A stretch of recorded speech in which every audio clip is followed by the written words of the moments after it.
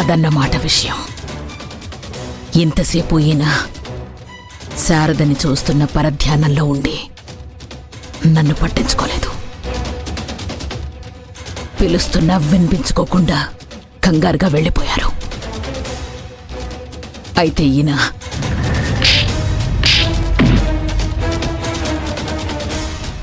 నడి రోడ్లో శారద మీద మర్డర్ అటెంప్ట్ జరిగింది అంటే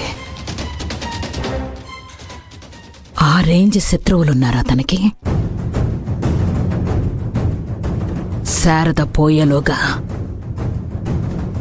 నా భర్త మీద శారద మీద ఉన్న అనుమానాలన్నీ క్లియర్ చేసుకోవాలి.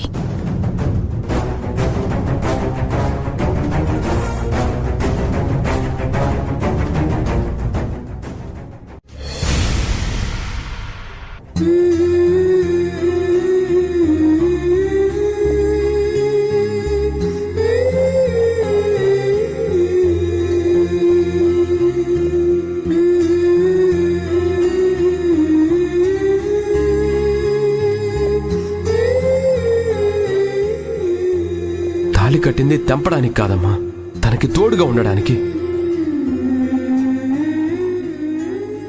మరేం చేయమంటావు జ్యోతి? నిన్ను పెళ్లి చేసుకుని గుట్టు చప్పుడు చేయకుండా దుబాయ్ పార్సిల్ చేద్దామనుకున్నాను. మీరు నాతో వచ్చే వరకు నేను మీ ఇంటి ముందే నిలబడతా.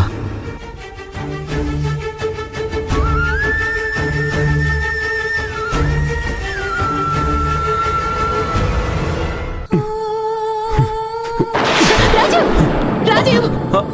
నాన్న, రాజీవ్!